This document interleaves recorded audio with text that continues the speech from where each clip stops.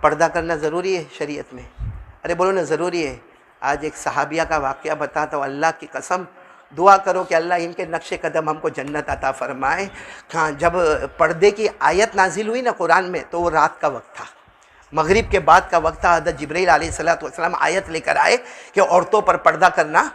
اس سے پہلے عورتیں پردہ نہیں کرتی تھی، مسجد میں آتی تھی، ایک آدھ چادر وغیرہ ہوتی تھی یا چادر بھی نہیں ہوتی تھی، ایسے ہی دوپٹے کو سر پہ لپیٹ لیتی تھی اور مسجد میں آ جایا۔ لیکن جب وہ مغرب کے بعد مدینہ منورہ میں آیت کریمہ نازل ہوئی، جن کو یاد ہو میرے ساتھ میں پڑھنا، اللہ نے وہ آیت کریمہ نازل فرمائی، یا ایھا النبی قل لازواجک وبناتک ونساء المؤمنین یدنین علیہن من جلابیبہن ذالک ادنی ان یعرفن فلا یؤذین وکان اللہ غفورا رحیما۔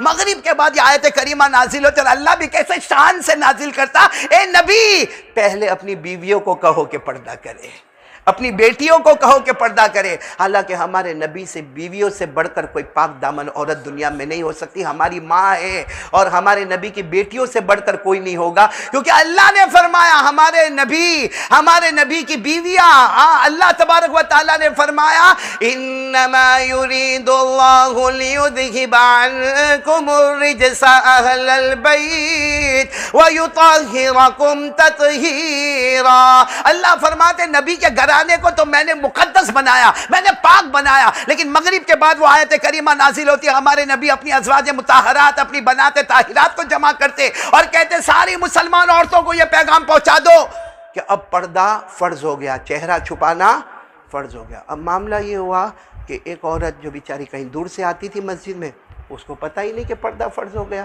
اب وہ تو صبح صبح فجر کی نماز میں آئی تو دیکھا کہ ساری عورتیں چہرے پر پردہ رکھی ہوئی، تو پوچھنے لگی اپنی بہنوں کو کیا ہوا، آج کل تم تو ایسے ہی دوپٹہ اوڑھ کے آ جاتی تھی، اب یہ سارا چہرہ کیوں چھپا ہے؟ کہا بہن تمہیں نہیں معلوم، کل رات کو مدینہ پاک میں اعلان ہو گیا، کل مغرب کے بعد سے اعلان ہو رہا ہے اور یہ آیت کریمہ آ گئی ہے، اور ازواج مطہرات بھی پردے میں ہے، بنات طاہرات بھی پردے میں ہے، اور عام مسلمان عورتیں بھی پردے میں۔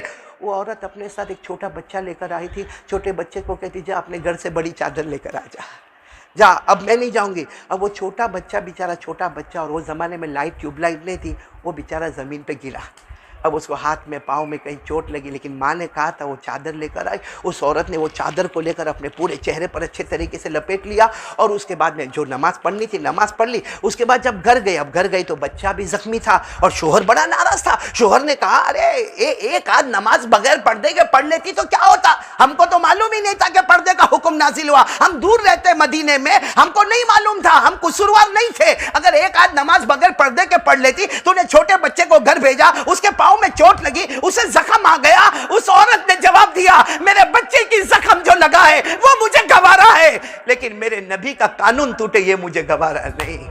کہا اگر یہ بچہ نہ ہوتا نا میں اپنی وہاں جان دے دیتی، مگر جب تک چہرے پر پردہ نہ آتا، چادر نہ آتی، میں وہاں سے ایک قدم بھی آگے نہ بڑھاتی۔ تو کسی نے کہا ارے ایک قدم آگے بڑھا دیتی، کہا میرے نبی کا حکم آ جائے اس کے بعد اگر میں ایک قدم بھی آگے بڑھاؤں، اللہ کی قسم وہ میرا قدم زمین پر نہیں جائے گا، وہ میرا قدم جہنم کی طرف چلا جائے گا۔ ہاں میری ماں بہنیں، ہمارے پاس کون سا اللہ کا ڈر ہے، کون سی نبی سے محبت ہے؟ سچ میں کہتا ہوں اللہ کی قسم، ہماری ماں بہنیں اور ہماری جوان بیٹیاں صرف موبائل زینا کرنا، زینا ہو رہا ہے۔ یعنی پہلے زمانے میں قسم کھا کر کہتا ہوں کہ ہمارے مرد موبائل میں جو چیز دیکھتے تھے تو فوراً کہتے تھے بند کر اتنا گندا دیکھنے کا۔ آج ہماری جوان بیٹیاں وہ چیزیں دیکھ رہی ہیں موبائل میں، زینا ہو رہا ہے موبائل میں، چوری ہو رہی ہے موبائل میں، سودی کاروبار ہو رہا ہے موبائل میں، جوا کھیلا جاتا ہے موبائل میں گیم کھیلے جاتے ہیں اور پب جی کھیلا جاتا ہے۔ بلکہ میرے پیارو غیبتیں ہو رہی ہے موبائل میں، جھوٹ بولا جاتا ہے موبائل میں، کسی کی برائی کرنا ہو تو موبائل میں، کسی پر تہمت لگانا ہو تو موبائل میں۔ ارے میرے دوستو، ہم لوگوں کو شرم نہیں آتی؟ کتنی عورتوں پر ہم تہمتیں لگاتے، کتنے مردوں پر تہمت لگاتے، حالانکہ ہمیں ان کے بارے میں کچھ نہیں معلوم ہوتا۔ اللہ کی قسم، ڈرو ڈرو ڈرو، جس پر تہمت لگاؤ ڈرو۔ اگر خدا نہ خواستہ اس نے تہجد کے وقت میں اللہ کے سامنے ہاتھ اٹھا لی، اس کے ہاتھ اور اللہ کے درمیان میں کوئی پردہ باقی نہیں رہے گا۔ کتنے گھروں میں آج طلاق ہوئی، میری ماں بہنیں بیٹیاں جانتی ہے، کتنے گھروں میں جو طلاق ہوئی اس کی وجہ بھی موبائل ہے۔ موبائل کی وجہ سے طلاق ہو گئی ہمارے گھر میں۔ اللہ ہم سب کی حفاظت فرمائے، ہم سب کی۔ تو خیر میں یہ کہہ رہا تھا کہ سب سے پہلا کام تو ہم کو اللہ سے ڈرنا۔ بتاؤ کون کون تیار؟ بھائی سب ڈریں گے انشاءاللہ، اللہ سے ڈریں گے۔ اور دوسرا کام یہ گناہوں سے بچنا، پردہ کرنا ضروری ہے۔ بولو پردہ کرنا۔ اور آپ تھوڑی دیر کے لیے سوچو نا، تھوڑی دیر کے لیے سوچو، اللہ کے رسول پاک صلی اللہ علیہ وسلم تشریف فرمائے۔ بولو اللہ کے رسول پاک صلی اللہ علیہ وسلم تشریف فرمائے، اور ہمارے نبی کے سامنے آپ کی 2 بیویاں بیٹھی ہوئی ہے۔ بولو ہمارے نبی کے سامنے آپ کی 2 بیویاں بیٹھی ہوئی۔ ایک روایت کے مطابق ایک بیوی کا نام ہے حضرت میمونہ، بولو ایک بیوی کا نام ہے میمونہ، اور ایک بیوی غالباً حضرت عائشہ۔ دونوں بیویاں آپ کے سامنے بیٹھی ہوئی ہے، اور اللہ کے رسول پاک صلی اللہ علیہ وسلم بات کر رہے ہیں۔ بھائی میاں بیوی آپس میں باتیں کر رہے، اتنے میں ایک صحابی آئے جن کا نام ہے حضرت عبداللہ۔ بولو پورا نام ہے حضرت عبداللہ ابن مکتوم۔ وہ صحابی آئے، وہ جیسے صحابی آئے، اللہ کے رسول، اچھا جو صحابی آ رہے ہیں وہ نابینا ہے، بلائنڈ ہے، یعنی ان کو کچھ نظر نہیں آتا۔ وہ دھیرے دھیرے لکڑی کا سہارا لے کے لکڑی بجاتے بجاتے آ رہے ہیں۔ اللہ کے رسول پاک صلی اللہ علیہ وسلم اپنی دونوں بیویوں کو کہتے ہیں احتجبا منہ، پردہ کرو پردہ کرو پردہ کرو، جلدی پردے میں جاؤ۔ تو دونوں بیویاں کہتی کیوں اللہ کے رسول، کیوں اللہ کے رسول؟ تو کہا وہ آ رہے اجنبی مرد آ رہے۔ کون؟ حضرت تو یہ دونوں کہتے ہیں الیس هو اعمی، اللہ کے رسول وہ تو نابینا ہے، وہ آئیں گے ان کو ہم نظر بھی نہیں آئیں گے کہ ہم کون بیٹھی ہے، ان کو پتہ بھی نہیں چلے گا کہ کون بیٹھی ہے۔ ہمارے نبی نے فرمایا افعمیاوان انتما، وہ نابینا ہے، تم دونوں تھوڑی نابینا ہو، وہ تم کو نہیں دیکھ پا رہے، تم تو ان کو دیکھ پا رہے ہو۔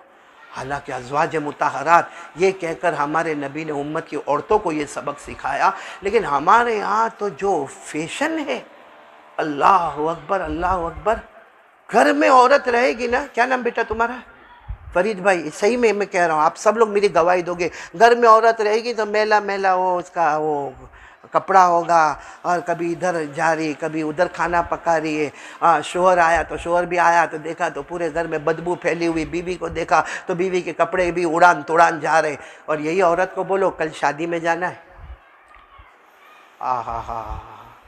لپسٹک کتنی مہنگی ہو، اور پھر اس کے بعد میں کریم چوپڑنے کا، پھر اس کے بعد میں بالوں کو بنانے کا، بوٹیک میں جانے کا، ہزاروں اپنے آپ کو تیار کرنے کا۔ حالانکہ اس کو کہو کہ وہاں تیرا شوہر تجھے نہیں دیکھے گا، تیرا شوہر تو ایک کنارے میں کھڑا ہو کے بیچارہ خدمت کرتا ہوگا، لیکن جو بیوی اپنے شوہر کے لیے گھر میں خوبصورت بننا فرض تھا اس کو چھوڑ دیا، اور غیروں کو اپنی خوبصورتی بتانے کے لیے تیار ہونے والی بنی۔ جبکہ ہمارے نبی فرماتے کوئی عورت تیار ہو اور اس لیے تیار ہو کہ ساری دنیا اسے دیکھے، اگر وہ پرفیوم لگائے اس لیے لگائے کہ ساری دنیا اسے سونگے، ہمارے نبی فرماتے اس سے بڑھ کر زنا کرنے والی عورت کوئی نہیں ہوگی۔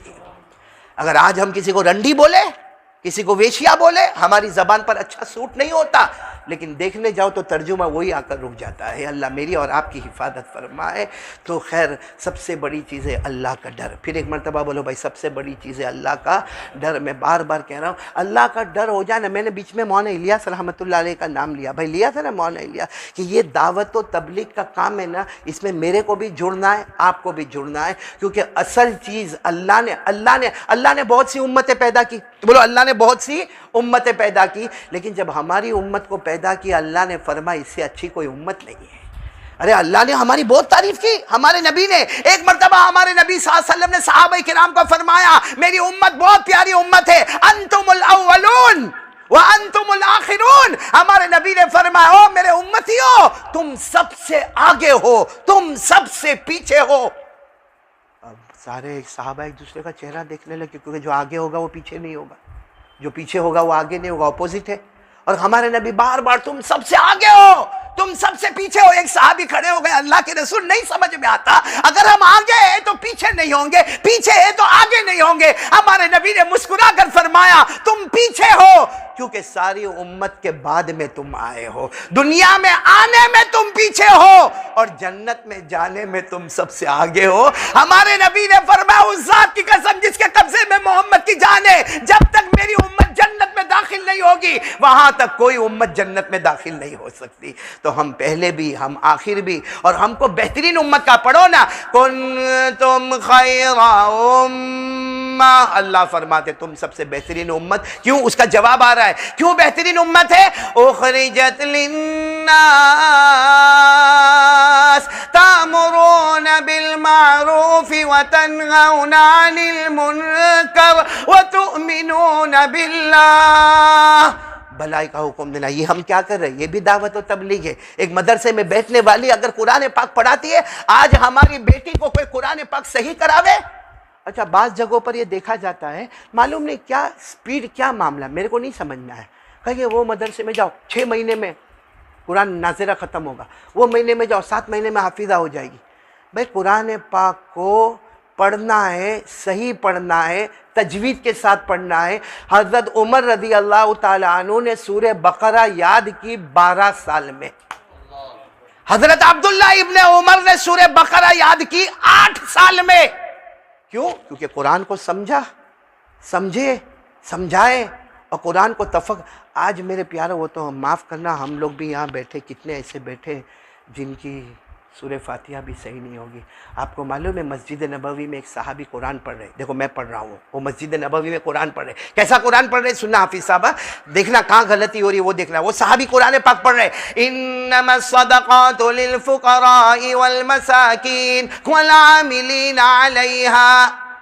اب ظاہری بات ہے وہ صحابی کی آواز بھی بہت اچھی ہوگی، لیکن غلطی ہوئی نا قاری صاحب، غلطی ہو گئی، غلطی ہو گئی. جہاں کھینچنا تھا وہاں کھینچے نہیں. حضرت عبداللہ ابن مسعود وہاں سے پیچھے سے گزر رہے تھے، انہوں نے دیکھا جب انہوں نے ایسا قرآن پکڑا تو انہوں نے اپنا کشیدہ ہوتا ہے نا وہ جو رومال رکھتے ہیں، وہ رومال نکالا، ان کے یوں گلے میں ڈالا اور یوں کر کے کھینچا. تو وہ کھڑے ہو گئے، کہا میں قرآن پاک مسجد میں پڑھتا ہوں اور آپ مجھے اس طریقے سے کھینچتے ہو. عبداللہ ابن مسعود نے کہا ایسا قرآن پڑھو گے قرآن تمہارے لیے وبال بن جائے گا. رب قارئ للقرآن والقرآن یلعنہ. ہمارے آقا صلی اللہ علیہ وسلم نے فرمایا بہت سے قرآن پڑھنے والے مرد اور قرآن پڑھنے والی عورتیں ہیں، انہیں معلوم نہیں وہ قرآن پڑھ رہی ہے، حالانکہ قرآن کا ایک ایک حرف ان پر لعنت برسا رہا ہے. تو وہ صحابی گھبرا گئے، کہا اللہ کے رسول، کہا عبداللہ ابن مسعود کیا غلطی ہوئی؟ کہا غلطی یہ ہو گئی تم نے کیا پڑھا. دیکھو میں پھر بتاتا ہوں انہوں نے کیا پڑھا، انما الصدقات للفقراء والمساکین والعاملین علیہا. عبداللہ ابن مسعود نے فرمایا میرے نبی نے ایسا نہیں پڑھایا، ایسے پڑھایا انما الصدقات للفقراء والمساکین. ایک کھینچنا جو تھا فقراء مد متصل جس کو عربی میں کہتے ہیں وہ چھوٹ گیا، اس پر عبداللہ ابن مسعود نے کہا کہ قرآن کی لعنت ہوگی. تو ایسا کیسا بھائی، یہاں جاؤ تو 6 مہینے میں پورا، یہاں جاؤ تو 7 مہینے میں پورا. تو کیا ہمارا دماغ حضرت عمر سے بھی زیادہ اچھا ہو گیا؟ اس لیے میں پھر واپس آ رہا ہوں. دیکھو سب سے بڑی چیز ہے اللہ حاسدوں کے حسد سے سب کو بچائے، فتنوں کے فتنے سے بچائے، اور اللہ ہمارا یہ مدرسہ دعوت الاسلام کو دن دگنی رات چگنی ترقیات سے مالا مال فرمائے. ایک بات مجھے بتانی ہے کہ پہلے دنیا میں لوگ روڑے ڈالتے تھے، آج دین میں روڑے آ رہے ہیں. اللہ حفاظت فرما دے وے، اللہ حفاظت فرما دے وے. لیکن بات بہت پتے کی ہے، بولو تو بولوں میں، نہیں بولوں، ناراض تو نہیں ہوں گے نا، ناراض تو نہیں ہوں گے نا، کیونکہ بات ایک دم فٹ و فٹ ہے. بات ایسی ہے کہ قیامت آئے گی. قاری عقیل تو کچھ بول یار، اللہ کا بندہ کوئی نہیں بولتا، تو میرا ساتھ دے. آج یاسر کی بیوی بھی غصے میں تھی، ابھی میرے کو کھانے کی دعوت دی، اتنا مرچ ڈالی کھانے میں. بول دیتی پہلے سے یاسر کو کہ قاری صاحب اکیلے آوے 10 20 کو کائے کو لے کر آتا ہے. یہ تو سلمان کو بھی معلوم ہے. پوچھو اس کو، پوچھو اس کے گھر جب دعوت ہوتی ہے نا ہم 4 آئیں گے، پھر تھوڑی دیر کے بعد فون کرواتا ہوں 8 آئیں گے، پھر اس کے بعد فون کرواتا ہوں 12 آئیں گے. ہم تو اکیلے ہی چلتے، کارواں ملتا جاتا ہے.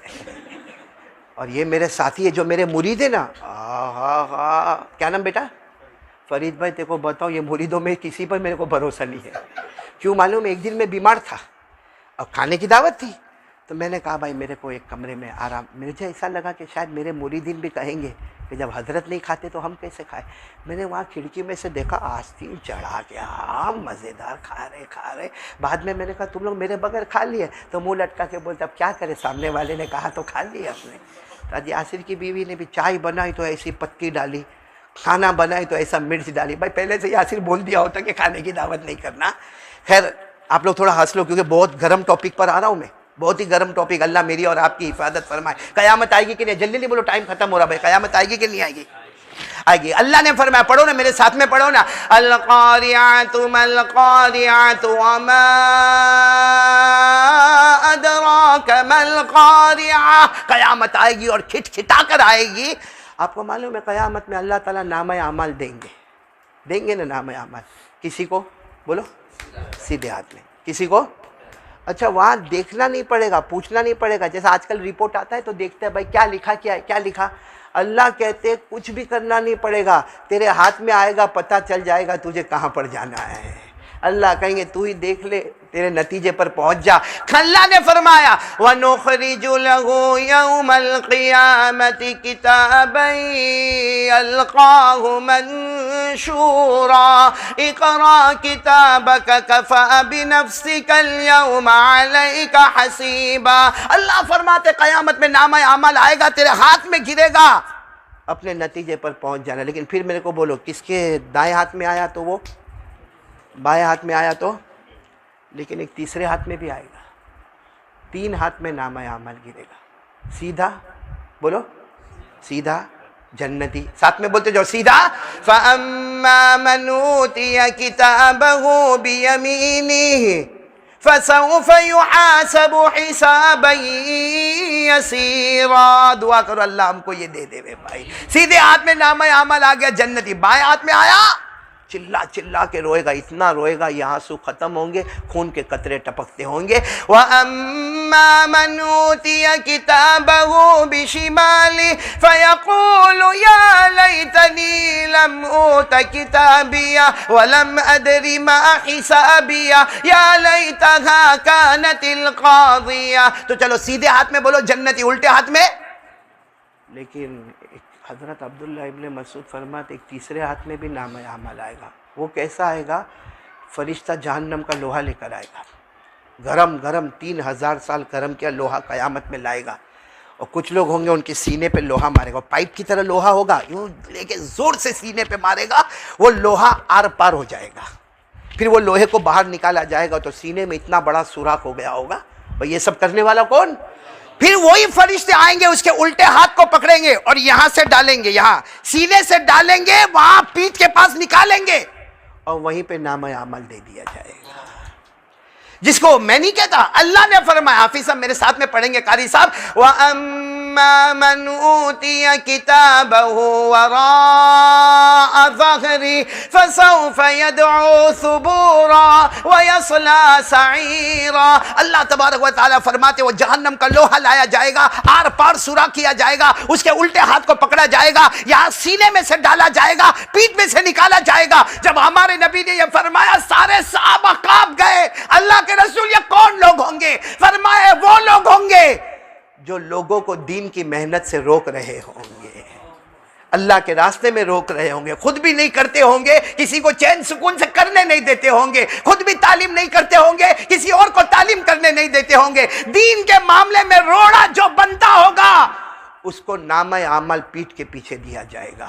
ہمارے نبی نے فرمایا ایک تو ان کو دیا جائے گا، نمبر 2 کس کو دیا جائے گا؟ جس نے کسی پر ظلم کیا ہوگا. ہاں چاہے شوہر نے بیوی پہ ظلم کیا ہو یا بیوی نے شوہر پہ ظلم کیا ہو، کسی کو مارا ہوگا، کسی کو گالی دی ہوگی، اور وہ قیامت میں اللہ کو کہے گا اللہ اے اللہ اس نے مجھے دنیا میں مارا تھا، اس نے دنیا میں مجھے گالی دی تھی، اس نے دنیا میں مجھے یہ کیا تھا، حالانکہ اس وقت میرے پاس طاقت نہیں تھی. اللہ تعالیٰ فرمائیں گے آج اسی کے ہاتھ کو موڑا جائے گا، اس کے سینے سے لے کے اس کی پیٹھ پہ نکالا جائے گا، اس کو نامہ اعمال وہاں دیا جائے گا. جس نے کسی کو مارا ہوگا، کسی کو گالی دی ہوگی، کسی کو تڑپایا ہوگا، کسی کا مال ہڑپ لیا ہوگا اور پھر واپس دینے کو تیار نہیں ہوگا. اللہ میری اور آپ کی حفاظت فرمائے.